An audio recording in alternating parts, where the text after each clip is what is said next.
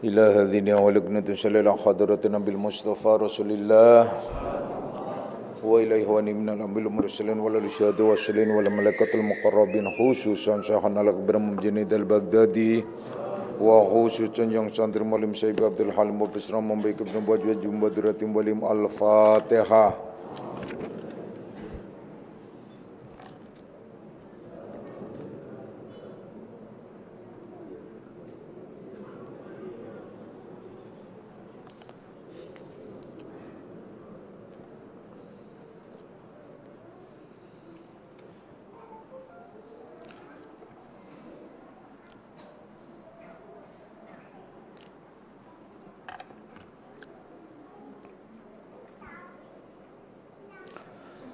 Assalamualaikum warahmatullahi wabarakatuh.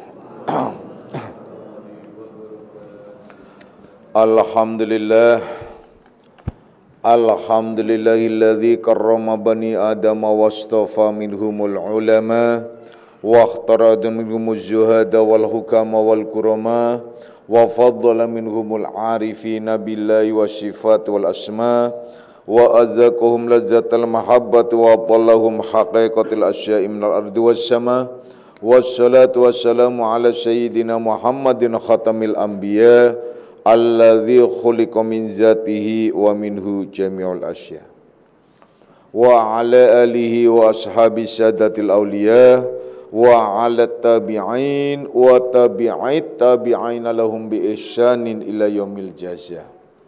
Subhanaka la ilma lana illa ma 'allamtana innaka antal alimul hakim wa la haula wa la quwwata illa billahil aliyil azim amma ba'd. Ma'asyiras salikin, kaum bapak dan kaum ibu jamaah pesantren Akmaliyah, anak-anak ruhaniahku semuanya, baik yang hadir secara jasmani maupun nafsani, baik yang mendengarkan langsung di pesantren Akmaliyah maupun yang melalui radio online Akmaliyah. Insyaallah mudah-mudahan kita semua di senja Ahad ini kita bersama-sama mendapatkan limpahan rahmah, maghfirah serta hidayahnya. Amin ya rabbal alamin. Mari kita lanjutkan kajian kita di dalam membahas kitab Syiarus Salikin, di mana kita masih pada bab tentang ghurur fi damil ghurur, yaitu orang-orang yang terpedaya dengan kehidupannya, tercelaknya orang-orang yang terpedaya, yang sudah dijelaskan beberapa pengertian. Di antaranya orang-orang yang terpedaya ialah pertama adalah orang yang disebut ulama, ialah orang-orang yang berilmu. Yang kedua ialah disebut orang yang ahli ibadah, terpedaya dengan ibadahnya. Yang ketiga ialah orang-orang sufi atau orang-orang tasyawuf atau orang-orang yang mengerti tentang ilmu tauhid dan hakikat. Kemudian yang keempat ialah orang-orang yang terpedaya dengan hartanya. Jadi jelas itu empat ya. Yang sudah dikaji dan dibahas kita sama-sama ialah pada yang pertama dan yang kedua baru sebagian, yakni bahwasanya orang-orang yang terpedaya di dalam ibadahnya itu sungguhnya banyak sekali gitu. Banyak orang-orang yang memperbuat ibadah, yaitu ibadah yang dhahiriyah, seperti barang siapa yang memperbuat ibadah yang dhahir, salat, puasa, seperti zakat, dan juga memberi sedekah, naik haji, membaca Quran dan barang sebagainya, hal tiada menyucikan hatinya daripada maksiat yang batin seperti riya, ujub, sum'ah, hasud dan lain sebagainya, yang masuk pada kategori 10 dari sifat-sifat nafsu lawwamah. Maka orang itu masuk golongan terpedaya. Terpedaya dalam ibadahnya.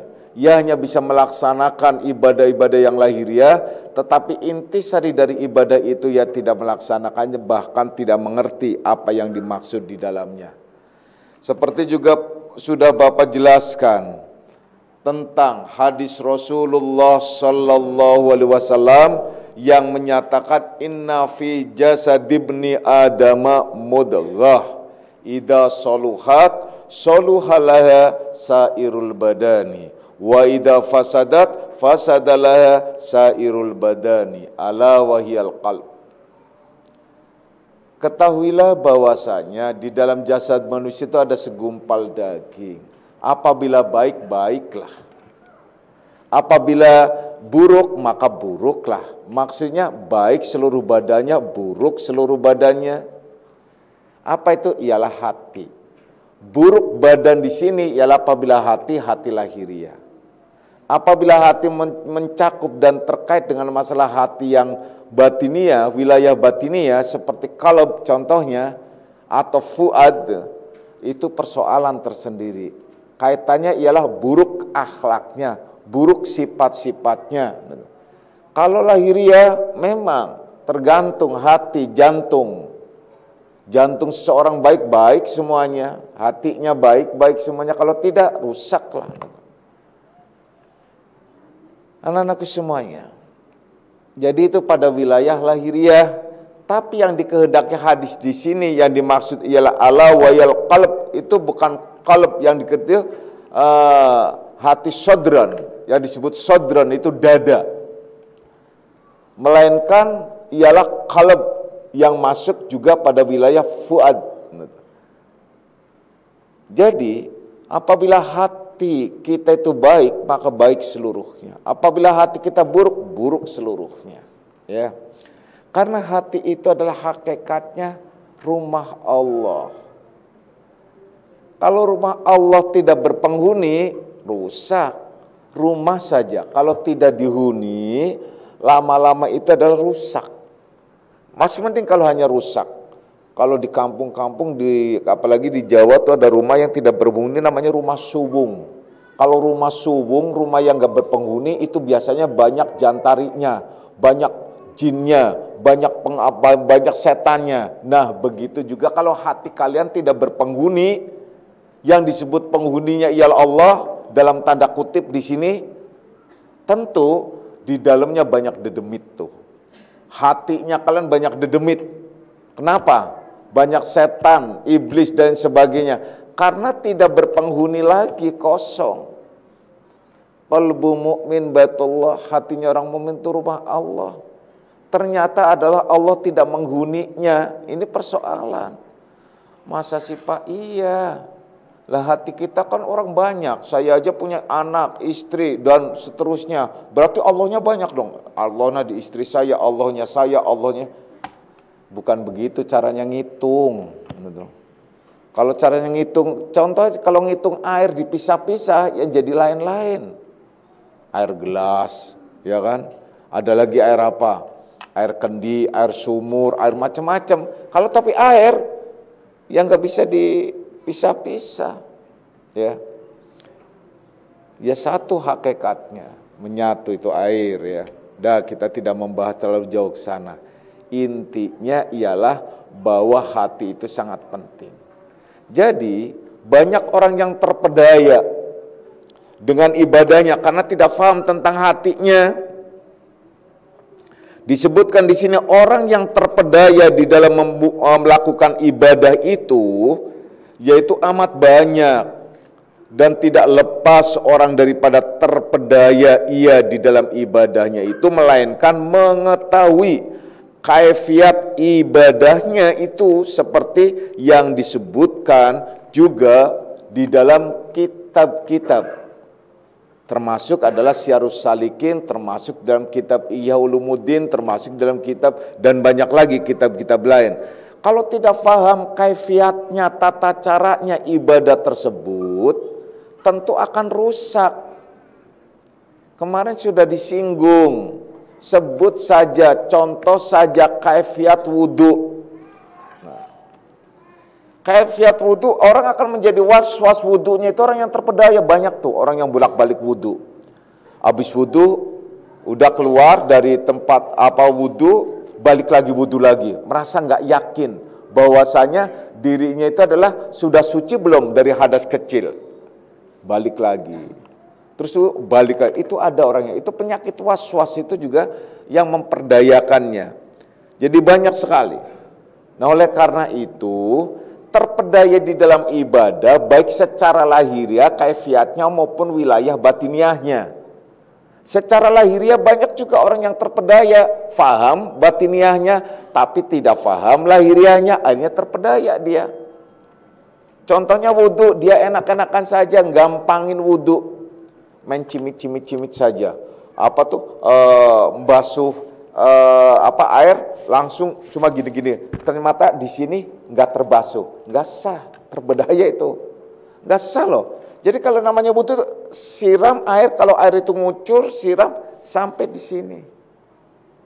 Itu untuk aman. Jadi di atasnya siku, sikut di atasnya sikut itu. Itu supaya aman dan pergelangan juga. Yang pakai kutek gimana? Nggak sah wudhunya. Kenapa? Pakai kutek. Nah kuteknya dari itu Pak, dari henna. Nah, kalau kuteknya dari henna, wah itu suka gonggong henna ya. Ada binatang namanya henna, itu nyebelin itu. Ya, ya. Nah, kalau dari henna ini aja, itu nggak apa-apa karena dia sifatnya nggak nutup, dia hanya mewarnai, itu adalah tidak menutupi. Nah, tapi kutek bisa nggak? Ini adalah menjadi persoalan di kalangan ulama. Kenapa? Karena ini kuku. Jadi kuku nggak apa-apa. Kuku itu bahagian dari tangan. Bagi ulama yang menyatakan itu tidak sah. Bagi ulama yang menyatakan sah, ini kuku bukan bagian dari tangan. Karena kuku bisa lepas. Ya udah kalau gitu kelotokin aja kukunya. Itu contoh ya. Itu contoh. Ya udah. Kalau menurut Bapak gimana? Kalau kalian tanya saya, kalian mau pakai kutek? Iya. Untuk siapa? Untuk kecantikan kalian. Agar suaminya selalu terpesona. Nggak apa-apa, boleh silahkan. Gitu ya. Tapi kalau kalian pakai kutek untuk apa? Untuk mejeng, nggak sah itu udah. Ya, gampang aja kan. Jadi tergantung manfaatnya. Yang jelas kutek itu memungkinkan. Oke, kukunya adalah tidak mengapa. Tapi memungkinkan nempel nggak ke ujung ini? Nah, karena kutek yang begitu tuh bisa menutupi pori-pori yang di pinggir kuku itu. Nah itu yang menyebabkan bisa jadi ialah adalah akhirnya tidak terbasuh. Ini fikih, ini ribet banget pokoknya.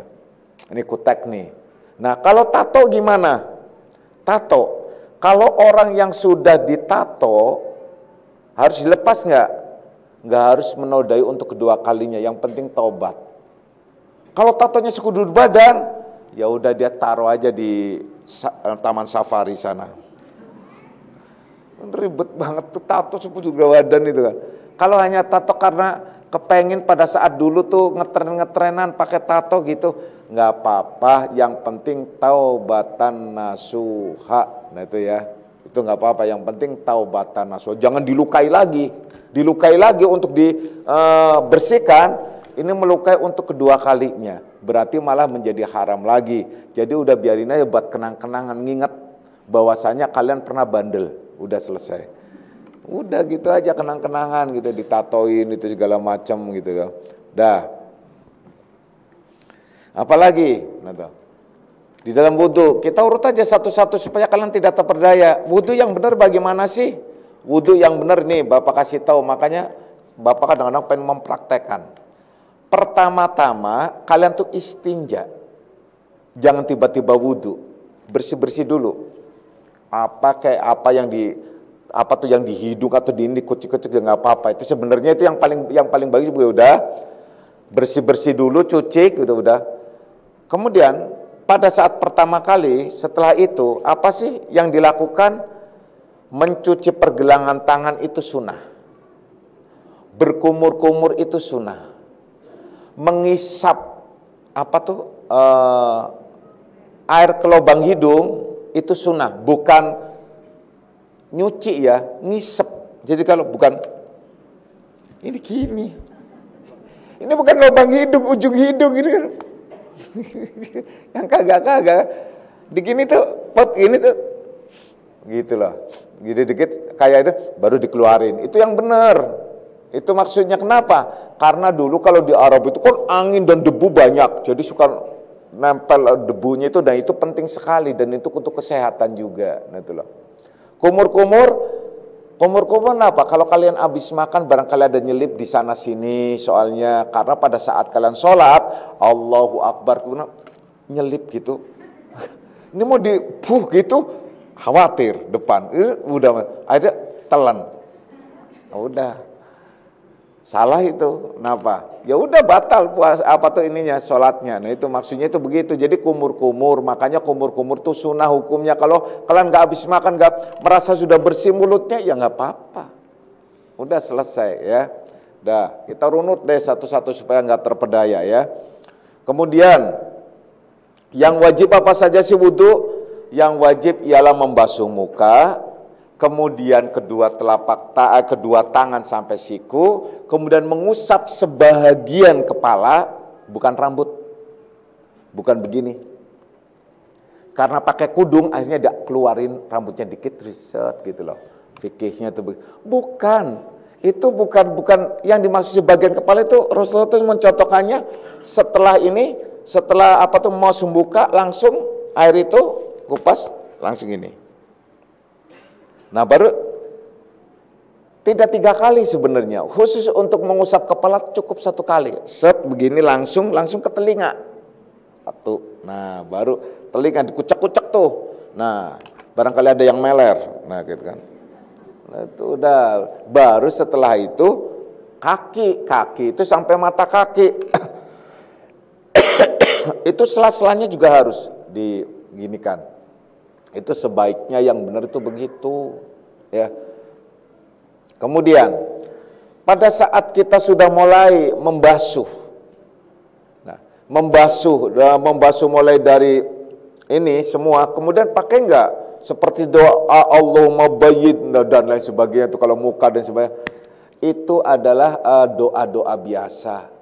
Intinya tidak harus kalian doa, nggak apa-apa. Memang yang penting adalah pertama baca bismillah, tidak ada runutan doa. Doa itulah susunan dan karangan dari para ulama-ulama agar pada saat melakukan itu adalah dengan doa-doa seperti ya Allah mudah-mudahan muka saya adalah cemerlang putih nanti di yaumul mahsyar itu kalau diartikan, tangan dan macam-macam. Tapi cukup setelah selesai doanya itu setelah selesai wudu. Asyhadu an la ilaha illallah wahdahu la syarika lahu wa asyhadu anna Muhammadan abduhu. Itu udah nggak apa-apa, cukup itu saja. Jadi pertama yang penting ialah pertama baca bismillahirrahmanirrahim. Kalau dia adalah kebanyakan doa itu juga bisa terpedaya. Apalagi berlebih-lebihan. Allahumma inni as'alukal yumna wa barakatuh, macam-macam. Itu dulu itu udah bareng-bareng tuh ya. Dah, kita nggak usah membahas itu. Jadi itu yang sebenarnya semacam itu tuh wudu. Kemudian kalau ternyata wudu nggak bisa dan kita tidak bisa melakukan wudu itu, atau karena kita kedinginan atau di tempat-tempat yang memang dingin, maka boleh tayamum. Tayamum kenapa? Tayamum kalau menurut fikih syaratnya ialah tanahnya tanah suci, tanah bersih. Ngambilnya harus di sawah. Kemudian dijemur. Setelah dijemur diayak. Ini mau sholat apa mau prakarya gitu loh. Iya kalau di kampung, nah kalau di kota, nah tuh. Yang dimaksud debu itu adalah memang ruangan dan apa saja itu sebenarnya berdebu. Debu yang berterbangan. Itu pasti nempel. Jadi di mana aja sebenarnya ada debu, seperti sebenarnya ada debu, cuma ada banyak atau tidak. Di sini tidak disebutkan debunya itu adalah tebal banyak, tidak.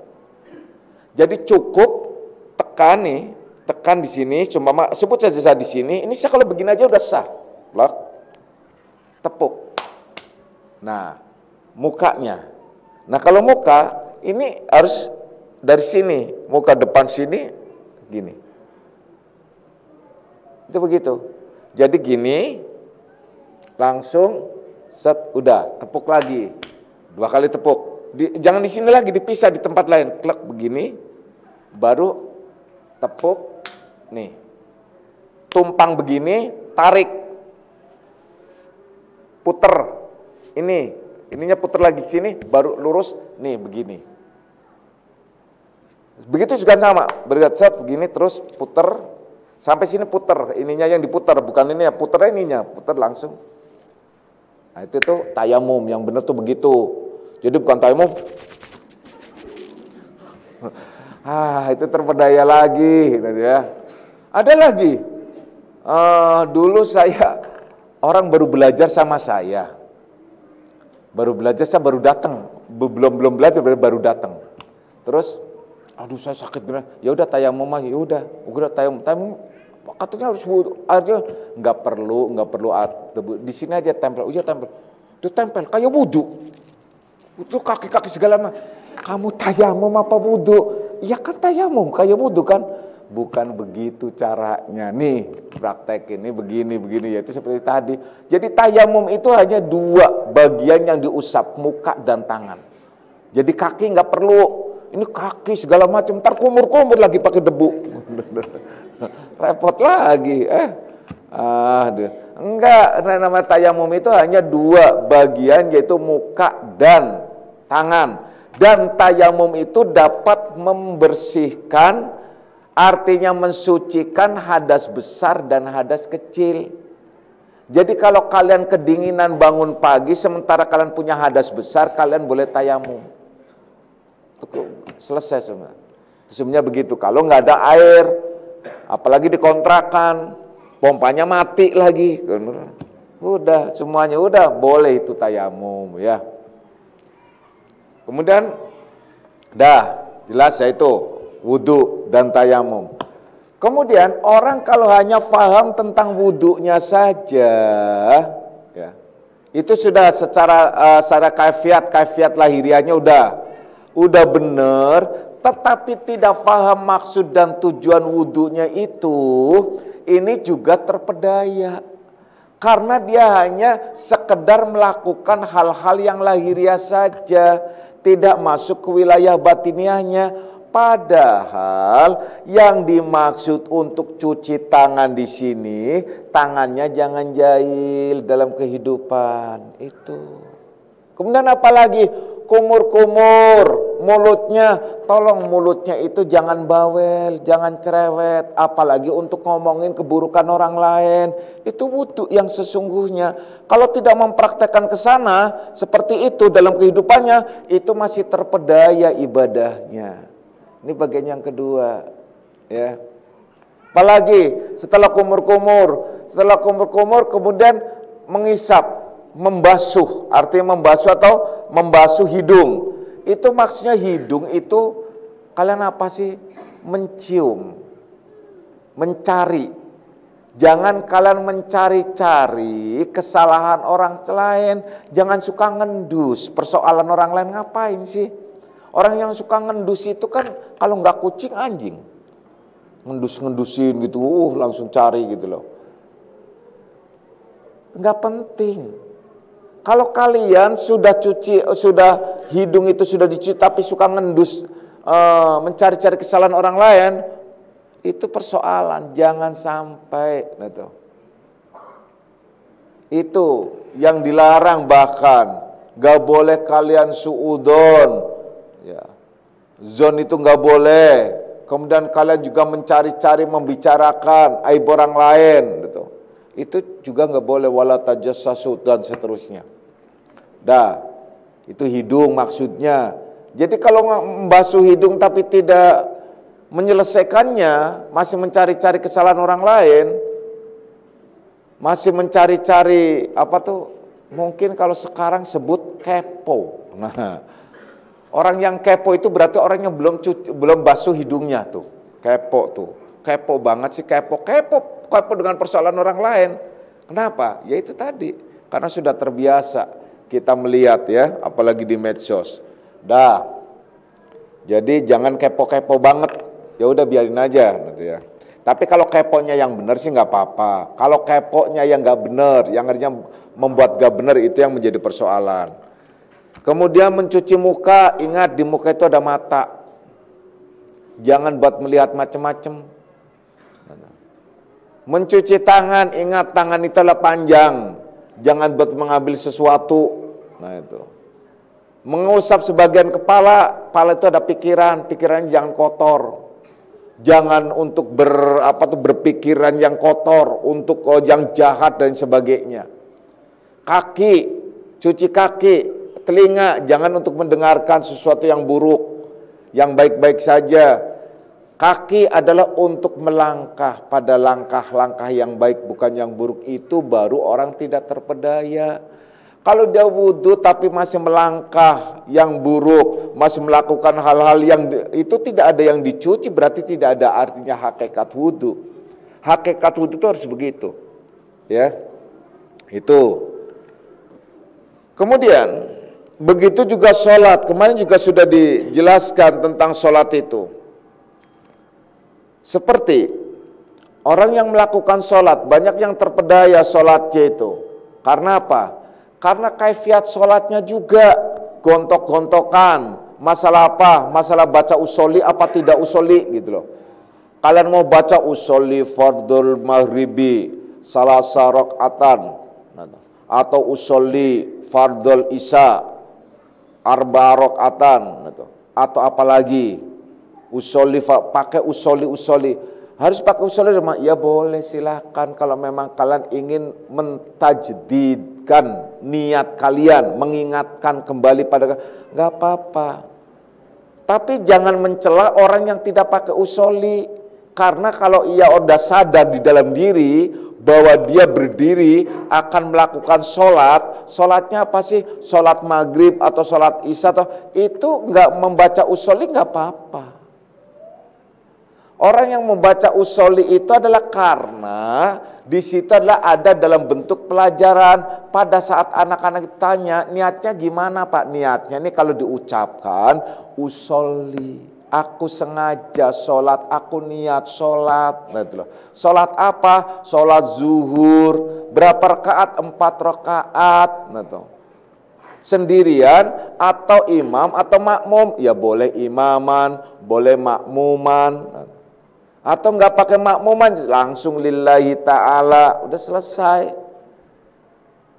Itu kalau diucapkan dalam bentuk niat.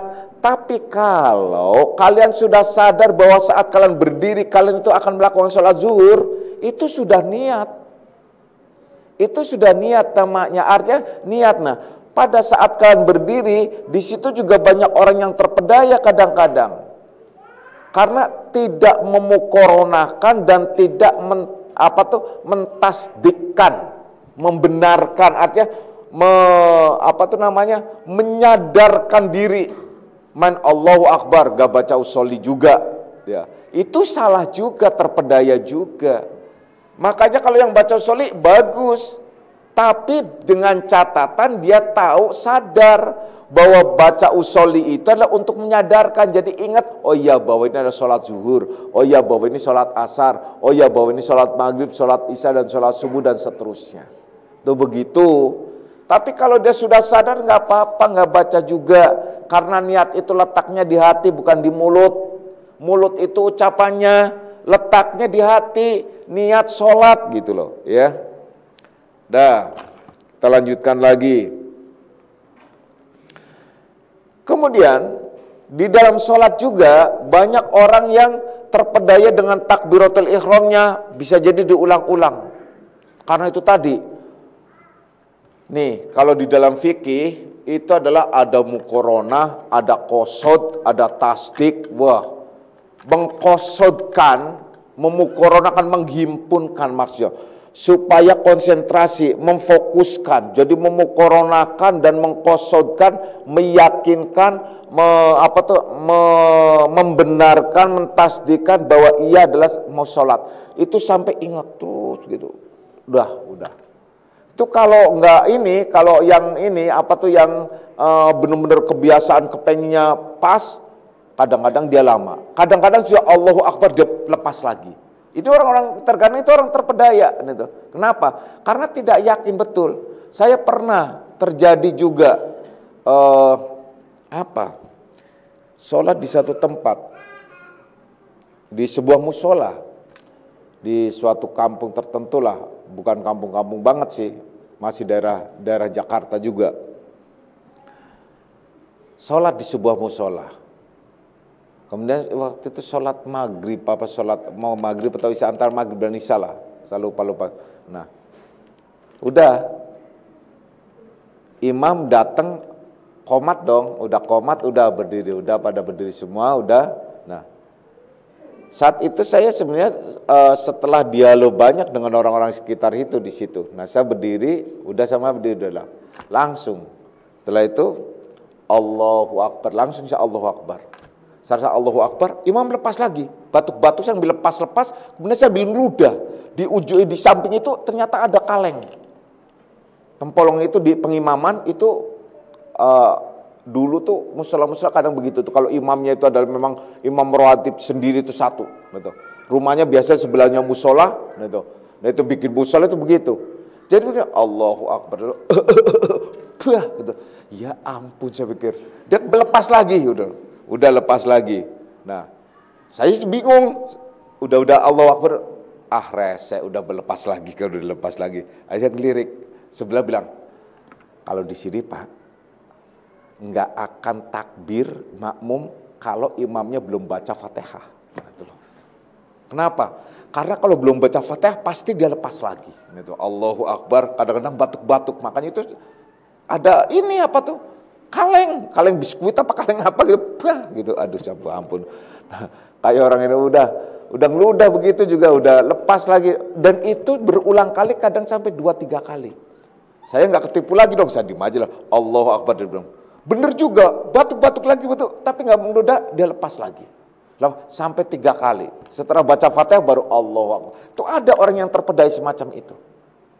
Karena apa? Dia adalah patokan fikihnya. Yaitu makanya sholat itu adalah ada mukoronah, ada qasad gitu loh. Artinya dia itu menghimpunkan dan meyakinkan dirinya bahwa ia adalah sholat dan menghadap kepada Allah, baru takbiratul ihram itu kembali kepada Allahu Akbar. Nah, yang begitu ada dia berulang-ulang juga, bukan karena batuk atau bukan karena berulang, karena merasa belum serak gitu loh, lepas lagi. Apalagi jadi makmum semua Allahu Akbar, lepas lagi Allahu Akbar, udah bubar gitu. Nah, untuk ada lagi yang sholatnya itu kayak pencak silat. Itu di kampung saya malah. Siapa namanya sebut, juga saya sebut. Ini kalau orang di kampung saya itu online dengar mesti dia tahu dan ketawa dia. Sholatnya itu kalau takbirnya itulah bikin orang kaget. Bukannya orang takbir kan begini, Allah. Ini Allah. Wah, silat. Begini Allahu Akbar. Udah begini, taruhnya udah bukan les begini. Gitu. Yang sebelah kena, gitu. Wah kaget. Makanya kalau dia sholat pagi dia pasti minggir dulu sampai dia selesai dulu, udah baru gitu. Tapi itu pertama doang. Berikutnya enggak. Nah, berikutnya enggak biasa Allah. Nah, tapi kalau dari ini dari sujud dia berdiri itu juga kalau takbir sama begitu juga. Allah.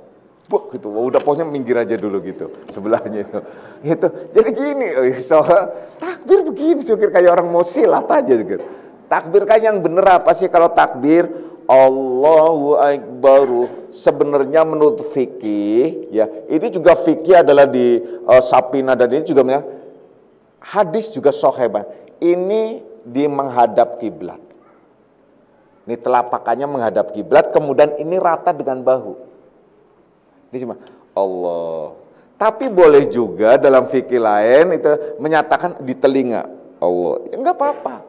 Tapi yang kuat sebenarnya adalah lurus Allah. Jadi Allah itu sadar jangan-jangan gini juga. Kaget juga sebelahnya kan. Gitu dong. Kayak itu enggak juga begini. Ya begini sih ya, tapi enggak usah. Ya biasa saja gitu loh. Lentur aja gitu loh. Lentur aja gini enggak apa-apa itu. Nah begini juga nggak apa-apa disentuhkan, itu fikih juga. Tapi hadis yang kuat ialah rata. Nih rata ini nih, bahu nih. Ini kaifiat-kaifiatnya supaya kalian jelas, rata bahu. Allah. Nah, jadi nggak usah begini ya kayak azan ya, nggak apa-apa sih, boleh-boleh aja. Karena ada tuntunannya, yang penting ada kaifiatnya. Yang penting ada yang menanggung jawabi, itu saja. Kalau kiainya menanggung jawabi bahwasanya ia adalah berpatokan pada imam dan kitab-kitabnya, ya nggak apa-apa, ikuti itu aja. Yang penting nggak usah ribut hanya karena yang furu'iyah. Yang furu'iyah itu yang cabang-cabang yang elementer. Nah tuh Allahu Akbar begitu ya. Kemudian apa lagi? Ini baru kafiat-kafiat lirianya. Kemudian pada saat apa tuh? Ini pada saat naruh di sini. Naruh adalah di dada boleh, ya, supaya mendengarkan detak jantungnya Allah. Ada yang boleh di sini. Kalian nggak apa-apa. Kalian Allahu Akbar. Ternyata ketakutan ngantongin duit. Kalau ya detaknya di tengah-tengah perut itu khairu umuri awsyatuha, sebaik-baik perbuatan pertengahan. Allahu Akbar. Nah, tapi ada juga yang menganjurkan selalu meletakkan lebih awal, mendahulukan tangan kanan. Maka kalau Allahu Akbar ini tangan kiri dulu, kanan dulu nih yang ditaruh di perut. Kiri. Makanya ada yang akhirnya karena untuk selalu mendahulukan tangan begini, Allah. Ada yang begitu, iya serius itu loh. Coba kalian perhatikan kalau sholat gitu, laki-laki itu. Ini begini, Allahu Akbar. Karena kepengen bahwa semuanya serba kanan. Allah, ini kan Allah. Syah. Gitu ya. Gitu. Ya nggak apa-apa, boleh, tapi terpedaya juga. Ya begitu. Begini, boleh begini, boleh begini. Ya serah aja boleh, tapi khairu umuri awsyatuha, sebaik-baik perbuatan ialah pertengahan. Nah itu terletakkan tengah di dada ini boleh-boleh. Nah itu udah ya. Kemudian pada saat ruku itu harus rata. Ini diletakkan di di lutut ya. Lutut itu pas, jangan ada di nih, udah Bapak praktekin nih, begini. Ada yang rukunya ini begini, di sini, wah begitu. Nah kan, yang benar itu ini diletakkan di sini nih, ini nih, lututnya begini, dan ini rata, atas rata, mata langsung ke bawah. Ini yang benar begini. Nah, kalau perempuan itu boleh agak lekuk begini dikit. Nah jadi, karena apa? Menyangga. Nah menyangga itu makanya begini. Jadi agak begini tuh. Jadi perempuan jangan begini. Nanti terongnya itu jadi terong. Biar nggak jadi terong itu. Nah, ini perempuan. Kalau laki-laki boleh begini, tapi juga nggak boleh begini. Sebelah kena nih. Nah, jadi lurus. Nah itu. Nah ya. Nah, sujud susah kan praktekinnya. Nah, kalau sujud perempuan itu ialah juga begini. Ininya begini. Ini perempuan nih ya. Ini begini. Ini taruh plek, terus ini rapet. Ini perempuan. Ya, gini. Kalau laki-laki lurus. Karena nggak punya payudara. Laki-laki. Kalau perempuan harus tekuk begini, ininya dirapetkan begini. Sehingga ini bisa nyangga. Jadi supaya tetap jadi apal, bukan terong. Nah itu ya. Nah, jelas? Nah. Kemudian pada saat sujud ini itu tidak boleh terlalu ditekan, apalagi digosok-gosok begitu. Terjadi hitam gitu. Jangan. Tetap aja, saya nggak pernah tinggal sholat, malam maupun apa, tapi jidat saya nggak ini, gitu kan. Nggak hitam-hitam banget. Meletakkan, artinya kalau di dalam Imam Syafi'i, itu bahkan jarak antara sajadah dengan ini, itu adalah jaraknya tuh rambut. Sebenarnya maksudnya ada tipis saja, jadi ditekan juga nggak usah. Nah, yang disebut fi wujuhihim, yang maksudnya ada tanda di muka, itu bukan berarti tanda hanya hitam yang di jidat, itu bukan sebatas itu, bukan. Oke lah kalau memang itu udah sujudnya adalah karena di aspal, atau sujudnya karena di mana gitu loh, atau di tempat-tempat yang terbuka seperti di Arab segala macam, itu bisa jadi karena pada saat nempel panas ya udah kena. Nah itu yang itu adalah mukanya berseri karena ada inner beauty, karena ada energi dari dalam, jadi mukanya itu adalah enak dipandang. Itu yang disebut tanda-tanda orang-orang yang melakukan sholat sujudnya itu benar, itu begitu. Jadi sujudnya ya harus ini diletakkan di, kalau dulu itu tanah, kalau ini ialah sajadah, tapi jangan juga ditekankan, tapi adalah terlalu nekan juga enggak, nempel aja, sederhana nempelnya itu. Nah itu begitu juga. Nah pada saat duduknya atas paha tangan itu. Kalau perempuan boleh agak mepet, gitu. Kalau laki-laki boleh, gitu. Nah, pada saat tahiyatnya supaya ini ya, tahiyatnya itu adalah boleh yang paling bagus itu kalian pada saat at-tahiyatul mubarakatus shalawat ini kalian boleh begini. Boleh ditekan begini, dibulatkan begini, begini juga boleh, tapi lebih baik begini langsung. Lek, ini begini ya, ini taruh di gini nih, tak gini. Pada saat asyhadu alla ilaha illallah wa asyhadu anna muhammadar itu ditekankan, itu boleh. Asyhadu alla illallah wa asyhadu anna muhammadar rasulullah. Tapi ada yang begini, asyhadu alla ilaha illallah wa asyhadu, pegangin gitu. Kalau pegangin sama anak-anak tuh ya di YouTube ada tuh, begini-gini pegangin anak, pegangin anak. Nah, ya nggak apa-apa, nah itu. Kenapa? Karena Rasul tuh waktu sholat itu adalah jarinya digoyangkan. Itu adalah pada saat musim dingin. Asyhadu alla ilaha illallah itu dingin gitu, itu bisa jadi gitu. Ada lagi yang sholat Allahu akbar asyhadu illallah dia nulis asyhadu alla ilaha illallah dibayangin tuh nulis gitu loh. Dibayangin nulis begitu.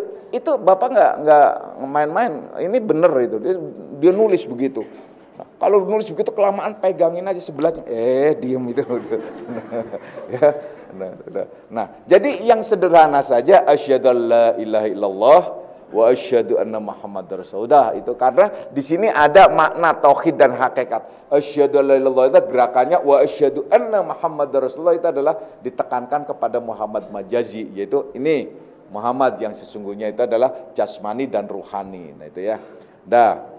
Nah pada saat salam, nah udah selesai. Nah pada saat selesai salamnya assalamualaikum, ya udah kan tadi gerakannya ke atas bawah kurasa udah cukup, itu kaifiatnya begitu gerakan. Nah pada saat kalian salam itu salam udah selesai, assalamualaikum warahmatullahi boleh wabarakatuh, itu adalah lirih boleh dilanjutkan, boleh juga assalamualaikum warahmatullahi, udah cukup gitu. Itu udah cukup. Wabarakatuh boleh untuk di dalam diri gitu loh. Tapi untuk diungkap assalamualaikum warahmatullahi wabarakatuh. Karena ini salam yang tidak perlu dijawab ya. Hanya cukup diikuti assalamualaikum. Itu yang tidak perlu salam yang tidak perlu dijawab ya. Karena salam kan Bapak pernah jelaskan ada 3. Ada salam yang wajib dijawab, ada salam yang cukup diikuti tidak perlu dijawab, ada salam yang tidak mau dijawab. Salam yang wajib dijawab apabila Bapak salam kalian menjawab, wajib menjawabnya. Salam yang salam yang hanya cukup diikuti tidak perlu dijawab ialah salamnya orang sholat. Salam yang tidak mau dijawab pada saat kalian memberikan salam di kuburan. Pasti assalamualaikum ya ahlul kubur, bangun semua, waalaikumsalam. Gak mau lah pasti kalian, gak perlu dijawab, gak perlu. Udah assalamualaikum itu aja udah. Assalamualaikum ya ahlul kubur minal muslimin wal muslimat, udah selesai. Udah gak perlu jawab loh, udah selesai. Udah silakan gitu. Gak perlu udah itu kan. Jadi salam itu kemudian apa? Kemudian salam itu namanya usap muka. Bukan sunnah, bukan apa-apa. Itu kebiasaan aja. Assalamualaikum, assalamualaikum. Gitu. Enggak harus. Jadi assalamualaikum, assalamualaikum. Itu nggak usap, nggak apa-apa. Ngusap itu adalah kalau ada kepentingan. Contohnya kalau kalian mungkin adalah lagi banyak debu atau apa dan sebagainya. Kalau di sana itu nggak apa-apa. Karena itu adalah salam. Ya masa ya salam terus ucap muka. Nah kalau kalian kalian salam di rumah orang. Assalamualaikum warahmatullahi wabarakatuh. Ya enggak begitulah gitu. Ya salam sebenarnya enggak ada usap muka itu enggak ada sebenarnya. Cuma itu kebiasaan gitu. Kebiasaan aja itu. Jadi enggak harus mengusap muka. Tapi kalau mengusap ya enggak apa-apa kalau kalian memang mukanya kotor atau kena banyak debu atau sholatnya di luar, cuma enggak apa-apa, itu sah-sah saja, bagus saja. Tapi itu sudah di luar dari sholat. Karena sholat diawali takbiratul ihram, diakhiri salam, bukan diakhiri ngusap muka. Maksudnya ya. Jadi diawali sholat, diawali takbiratul ihram, diakhiri salam. Makanya bahasa usolli bukan syarat sah masrut sholat.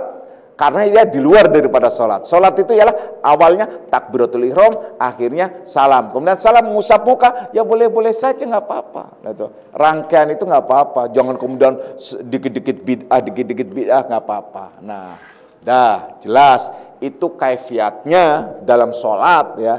Jadi jangan sampai terpedaya juga berantakan sholatnya. Itu kalau udah tertata sholatnya baik dan benar, sujudnya juga harus baik dan benar. Itu sujudnya tuh benar-benar nunggingnya tuh pas.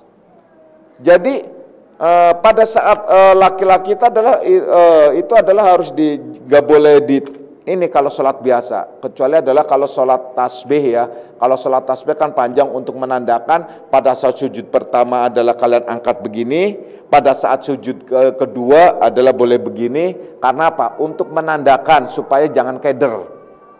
Jangan keder bahwasanya ini adalah sujud yang keberapa gitu kan. Jadi pada saat sujud kan ini diangkat, kalau perempuan kan tadi begini. Nah, ini angkat, kalau laki-laki tetap ini diangkat itu. Jadi nggak boleh depak begini. Kalau depak begini, kalau dalam fikih disebutnya seperti anjing. Nah, tuh, itu nggak boleh. Nah, tuh. Jadi nggak boleh sebab itu juga adab sebenarnya. Jadi bukan berarti itu menyatakan sah atau tidak gitu loh. Tapi itu hanya adab. Sujud ya sujud. Tapi yang jelas pada saat sujud ini harus lurus. Ini apa tuh dari belakang sampai bawah tuh nunggingnya tuh lurus pasnya. Karena apa? Agar peredaran darah itu adalah sampai. Nah tuh, supaya darah itu turun semua ke otak, sehingga otak itu bersih kembali lagi dan jernih. Nah tuh, bersih ini tuh. Itu maksudnya dan banyak lagi. Begitu juga pada saat tulangnya itu lurus, pada saat pada saat ruku dan banyak lagi. Lain. Pokoknya kalau tertib sholatnya, kalau baik sholatnya itulah sebuah gerakan melebihi daripada yoga sebenarnya. Itu kalau kalian mau melakukan dengan baik dan benar. Jadi melebihi daripada yoga sebenarnya. Apalagi sholat yang berlama-lama di malam hari seumpamanya. Itu lebih dari yoga itu. Dah, itu baru wilayah tata cara secara lahiriah. Adapun pada wilayah batiniah, efek dan sholat itu akan sampai pada derajat yang baik dan benar apabila mencapai target inna sholata tanha anil fahsya wal munkar. Sholat itu dapat mencegah perbuatan keji dan mungkar. Jadi orang yang sholat efeknya ialah dia tidak memperbuat yang keji dan dia juga tidak memperbuat yang mungkar. Itulah efek dari orang yang sholat. Apabila dia adalah tidak mempunyai efek sholat itu, pasti berarti ada kesalahan kaifiat. Nah itu, berarti ada kesalahan kaifiat, ada kesalahan di dalam meletakkan dan tata cara sholat itu. Karena sholat itu harus berlanjut, bukan sebatas pada ritualnya yang sakral, tapi pada saat ritual sosial dalam kehidupan sehari-hari. Itu sholat agar tidak terpedaya.